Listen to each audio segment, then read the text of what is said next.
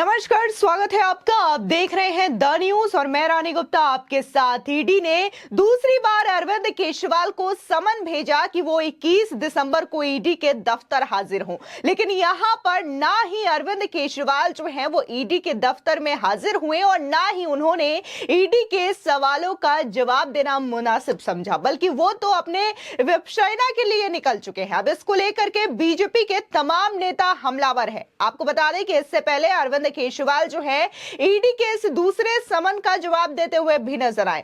अरविंद केजरीवाल के मुताबिक ये जो समन ईडी के द्वारा भेजा गया है वो पूरी तरीके से गैरकानूनी है और अवैध है। साथ ही अरविंद केजरीवाल ने तो बकायदा ईडी के समन को लेकर के ये भी कह दिया है कि ये जो समन है वो राजनीति से प्रेरित है, ऐसे में ईडी को अपने समन वापस ले लेना चाहिए। यानी कि एक बार फिर से वो पुराने बयान यहां पर दोहराते हुए नजर आ रहे हैं, पुराने जो जवाब है वो ईडी को दोहराते हुए नजर आ रहे हैं, जो कि उन्होंने अपने पहले समन पर बोला था। उस दौरान भी अरविंद केजरीवाल ने यही कहा था कि ये जो समन है आपने किसको दिया है, किस आधार पर दिया है, और ये समन पूरी तरीके से गैर कानूनी है। उस वक्त हालांकि अरविंद केजरीवाल जो है वो चुनावी प्रचार में व्यस्त थे, लेकिन अब वो जो है वो विपक्षना के लिए चले गए हैं। 10 दिनों के बाद वो वापस आएंगे और इस बार जिस तरीके से वो फिर से ईडी के समक्ष पेश नहीं हुए हैं, तो ऐसे में बीजेपी के तमाम नेता हमलावर नजर आ रहे हैं।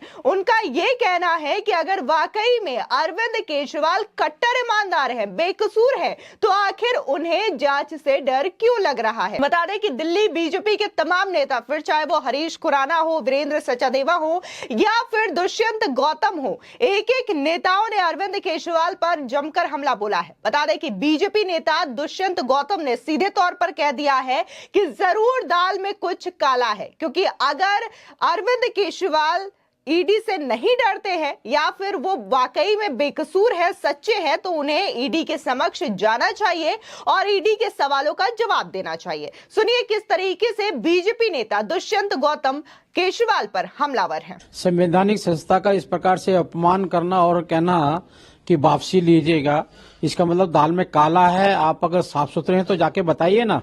आपने तो संविधान की शपथ ली है, लोकतंत्र के सम्मान के लिए आप अन्य को एक बार बोलते थे, अब क्यों नहीं जाते? आप ईडी के सामने बताइए मैं ईमानदार हूं, शरीफ हूं, कोई बात ही नहीं है। क्योंकि आपने सर्वे कराया जनता के बीच में कि मुझे जेल में जाके चलाना चाहिए या बाहर चलाना चाहिए। जनता ने आपको ठुकरा दिया, वो ठुकरा के कारण आपकी घबराहट है आपको, और आपको जानना चाहिए आप कितने भी बड़े आदमी हो। जो संस्थाएं होती है, संवैधानिक संस्थाएं अपना काम करती है, उन पर जाना ही पड़ेगा और अपनी बात रखनी पड़ेगी। कब तक अवेलना करोगे आप इसकी? इससे साफ साफ मालूम पड़ता है कि आपको लोकतंत्र में, संविधान में कोई आस्था नहीं है, खाली आप अपने आप कानून से भी बड़ा मत समझते हैं।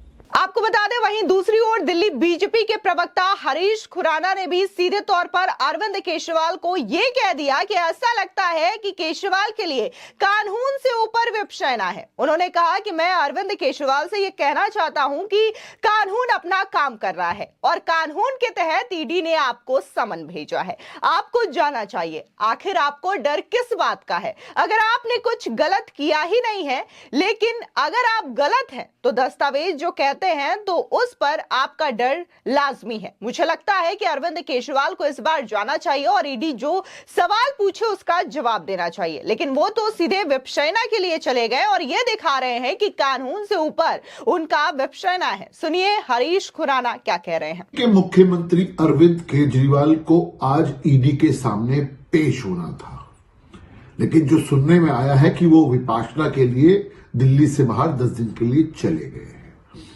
हमें लगता है कि अरविंद केजरीवाल के लिए कानून से ऊपर विपाशना है, कानून के का सम्मान नहीं है। ये दिखाता है कि अरविंद केजरीवाल के मन में कानून के लिए इज्जत और मान नहीं है। आपको ईडी ने बुलाया था, चंद सवालों के जवाब देने के लिए बुलाया था, लेकिन आपने पिछली बार आपने बहाना मारा था कि मध्य प्रदेश और छत्तीसगढ़ और राजस्थान के चुनाव है, इसलिए आप उसमें व्यस्त हैं। इस बार आप विपाशना में चले गए 10 दिन के लिए। कल को कानून आपके ऊपर सख्त कार्रवाई करेगा तो आप चिल्लाएंगे, देखिए कानून मेरे ऊपर कार्रवाई कर रहा है, और अपने आपको बेचारा दिखाने की कोशिश करेंगे। कानून का को आप इज्जत ना करें और कानून कल को आपको सख्त एक्शन ले तो आप फिर चिल्लाइएगा मत, आप फिर अपने आप को बेचारा मत दिखाइएगा। अपने आप को ये मत कहिएगा कि देखिए मेरे ऊपर नरेंद्र मोदी ने या ईडी ने मेरे ऊपर सख्त कार्रवाई करी है। इसलिए मेरी सजेशन है अरविंद केजरीवाल साहब, कानून का सम्मान करिए। कानून के तहत आपको ईडी ने बुलाया है, आप जाइए, जवाब दीजिए। बहुत सारे सवालों के जवाब देने हैं।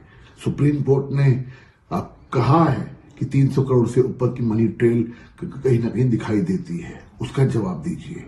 के अरविंद जो मनीष सिसोदिया के पीएस थे, उन्होंने साफ कहा कि मेरी अरविंद केजरीवाल की मौजूदगी में वहां पे ड्राफ्ट पॉलिसी दी जाती है जिसपे 5% से 12% कमीशन की जाती है। तो ऐसे बहुत सारे सवालों के आपको जवाब देने हैं। कब तक भागेंगे आप? कब तक आप कानून से इस तरह से आप आंख में चोली खेलेंगे? एक न एक दिन तो आपको जवाब देने होंगे अरविंद केजरीवाल। आपको बता दें कि इससे पहले भी जब ईडी का समन आया था तब भी बीजेपी के तमाम नेताओं ने अरविंद केजरीवाल पर बकायदा हमला बोला था, आम आदमी पार्टी पर हमला बोला था। और इस बीच जो दिल्ली बीजेपी के प्रदेश अध्यक्ष हैं वीरेंद्र सचदेवा, उन्होंने बकायदा कहा कि ईडी ने दूसरी बार सीएम केजरीवाल को तलब किया है। इस बार उन्हें बिना किसी बहानेबाजी के जांच में शामिल होना चाहिए। उन्होंने कहा है कि पिछली बार जब सीएम अरविंद केजरीवाल को ईडी ने समन भेजा था तो उन्होंने समय विस्तार अनुरोध के लिए चुनाव प्रचार का हवाला दिया था। अब ना तो चुनाव है और ना ही कोई अन्य जरूरी राजनीतिक या प्रशासनिक काम। इसलिए अगर सीएम अरविंद केजरीवाल ईमानदार हैं तो उन्हें ईडी के जांच में शामिल होना चाहिए। उनका कहना है कि केजरीवाल कहते हैं कि कोई घोटाला नहीं हुआ है, फिर वे जांच से आखिर क्यों भाग रहे हैं? वे ईडी के समक्ष पेश हों और अपने तथ्य रखें और ईडी अपने तथ्यों को रखेगी। फिर दूध का दूध और पानी का पानी हो जाएगा और दिल्ली की जनता के सामने सारी सच्चाई बाहर आ जाएगी। उन्होंने मुख्यमंत्री बनने से पहले संविधान और भारत के कानून के प्रति निष्ठावान रहने की शपथ ली थी, जिसे उन्हें निभाना चाहिए और जांच एजेंसियों को सहयोग करना चाहिए, वो भी बिना किसी बहानेबाजी के। आपको बता दें कि मजिंदर सिंह सिरसा काफी ज्यादा आक्रामक रवैया अपनाते हुए उन्होंने सीधे तौर पर अरविंद केजरीवाल को देश का सबसे भ्रष्ट मुख्यमंत्री तक बता दिया। उन्होंने कहा कि शराब घोटाला, स्कूल कॉलेज घोटाला, बस घोटाला और बिजली घोटाला समेत सभी घोटालों का उन्हें हिसाब देना होगा। वो इन सभी घोटालों के लाभार्थी हैं। उन्होंने शराब नीति बनाने के लिए गठित कमेटी को यह शक्ति दी थी कि वे शराब नीतियों में अपनी मर्जी से संशोधन कर सके। इसके लिए उन्हें कोई कैबिनेट मीटिंग बुलाने की भी जरूरत नहीं है। इस तरीके से मनीष सिसोदिया और उनके साथियों ने निजी लोगों को काम देकर इस शराब घोटाले को उनके शह पर अंजाम दिया है। यानी कि सीधे तौर पर मजिंदर सिंह सिरसा ने यह कहा है कि बिना अरविंद केजरीवाल के सहमति के शराब घोटाला मुमकिन ही नहीं है। ऐसे में यहां पर अरविंद केजरीवाल की जो भूमिका है काफी ज्यादा अहम रखती है। आपको बता दें, दरअसल मुख्यमंत्री अरविंद केजरीवाल जो है वो 10 दिनों के लिए विपश्यना केंद्र चले गए हैं होशियारपुर, और ऐसे में लोगों को उम्मीद थी कि शायद पहली बार के समन में वो ईडी के दफ्तर नहीं गए थे, लेकिन दूसरी बार के समन में अरविंद केजरीवाल जाएंगे, क्योंकि देखने को मिला था कि वो इंडिया अलायंस की बैठक में भी शामिल हुए थे, क्योंकि 19 दिसंबर से ही उनका यह प्रोग्राम तय था। लेकिन अरविंद केजरीवाल इंडिया अलायंस की बैठक में तो चले जाते हैं, उसमें वो शामिल होते हैं, लेकिन ईडी दफ्तर वो नहीं जाते हैं और वो सीधे कल ही विपश्यना के लिए रवाना हो चुके हैं। अब वो 30 दिसंबर को ही वापस आएंगे। ऐसे में अब कहा यह जा रहा है कि जिस तरीके से अरविंद केजरीवाल बार बार ईडी के समन की अनदेखी कर रहे हैं और जवाब नहीं दे रहे हैं, इसी के साथ ही जवाब भी दे रहे हैं तो ये कह रहे हैं कि ईडी ने जो समन भेजा है वो पूरी तरीके से गैर कानूनी है, अवैध है और ईडी को अपना समन वापस ले लेना चाहिए। इसको लेकर के अब कहा यही जा रहा है कि इसके बाद ईडी जो है वो सख्त एक्शन ले सकती है और जाहिर तौर पर 3 बार समन जारी करने के बावजूद अगर जो आरोपी है वो सामने पेश नहीं होता सवाल जवाब के लिए, या फिर उनके द्वारा इस तरीके की चीजें नहीं अपनाई जाती, तो उसके बाद ईडी जो है वो स्वतंत्र होती है, वो अपने हिसाब से कोई भी कार्रवाई कर सकती है। और ऐसे में माना यह जा रहा है कि अगर बार बार अरविंद केजरीवाल ईडी के समन की अनदेखी करते रहे तो उनकी गिरफ्तारी भी हो सकती है। आपको बता दें कि शराब घोटाला मामला जो है लगातार आम आदमी पार्टी के गले की फांस बनता जा रहा है, क्योंकि इनके कई सारे नेता इस वक्त जेल में हैं। हैं, फिर चाहे वो मनीष सिसोदिया हो या फिर संजय सिंह हो।